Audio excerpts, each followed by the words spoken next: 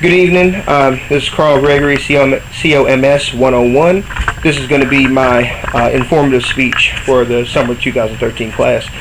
Present are Tremaine Young, Michael Robertson, and Mary Berardi, who are going to be my target audience.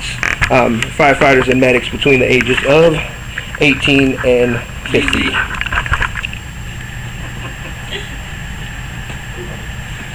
Good evening.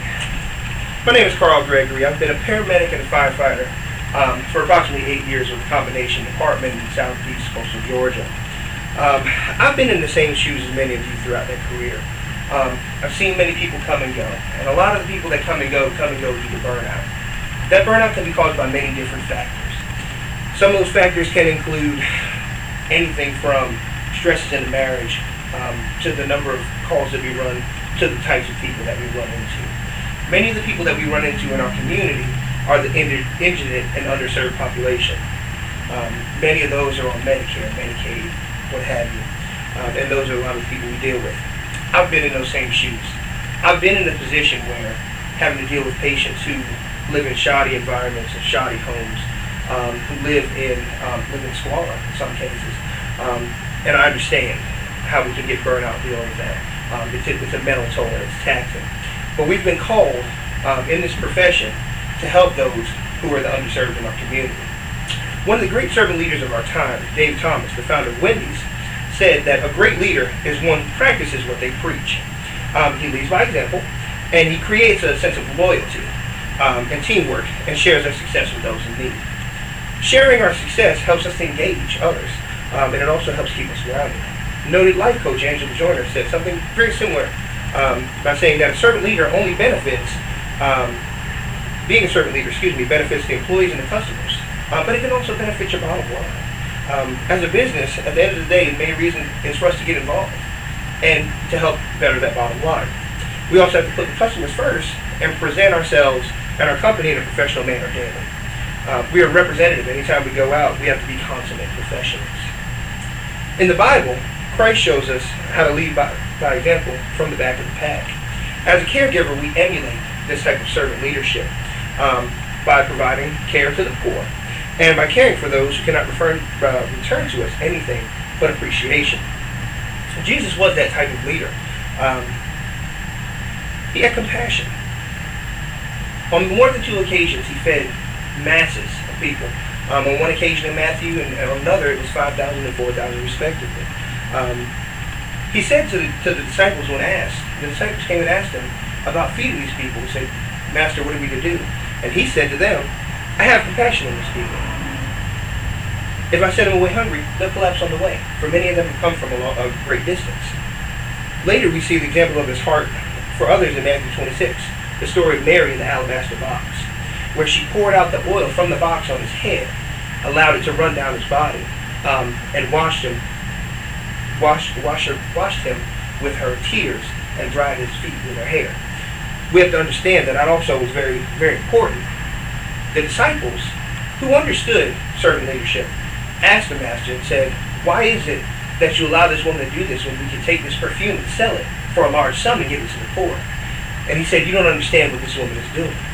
What she's doing is out of servitude to me, being a master." Jesus understood that principle in both the actions and the ministry that she was giving to him. The disciples' hearts were in the right place. They very much were in the right place.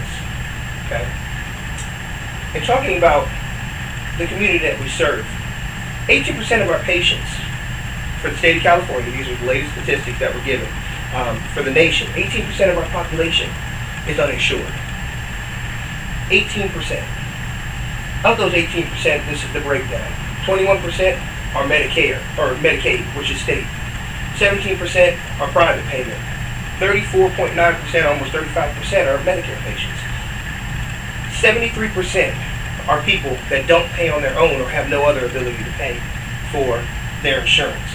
These are the people that we serve on a daily basis. Christ set the example for us in dying for us on the cross and giving the ultimate sacrifice of his life through an undying love. The Bible says that greater love can have no man than he that laid down his life for his brother. As firefighters and paramedics, I know pretty much every one of us has a shirt that says that somewhere on it, or a bumper sticker or whatever. But how many of us live that? We have to remember that we have to have a heart for the people that we serve.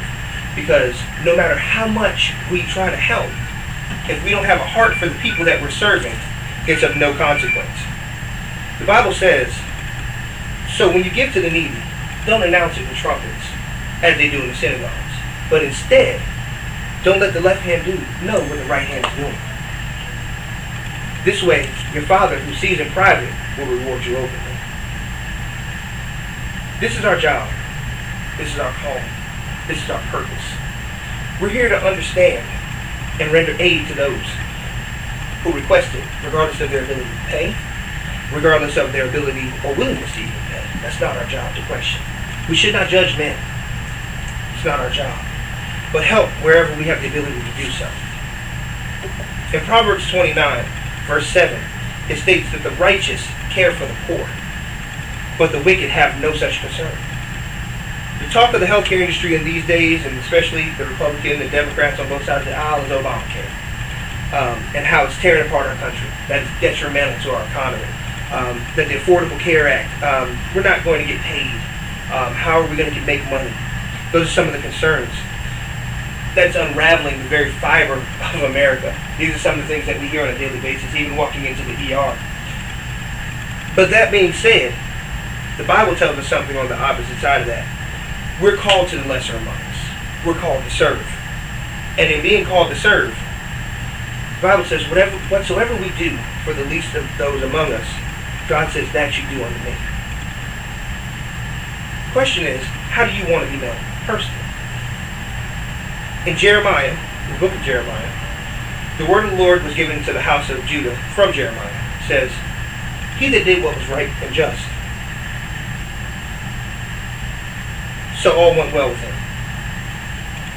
He defended the cause of the poor and needy, and so all went well. Is this not what it means to know me? This is an excerpt from Jeremiah 22, 15 and 16 out of the New International Version of the Holy Bible, 2012 edition. There's a code of ethics that we as EMTs, emergency medical technicians and practitioners, have to follow. When we sign on to do this job, that's part of what we do.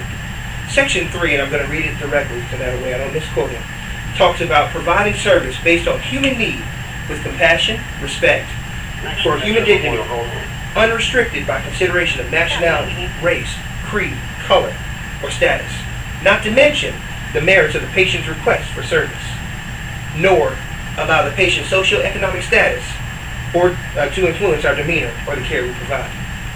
In summation, understand that this is a calling. This is a job that we do, whether it's we got into it because of adrenaline or we got into it for a heart for the people. This is a calling. That mantra that we carry around, whatsoever we do for the least of our brother, that you do.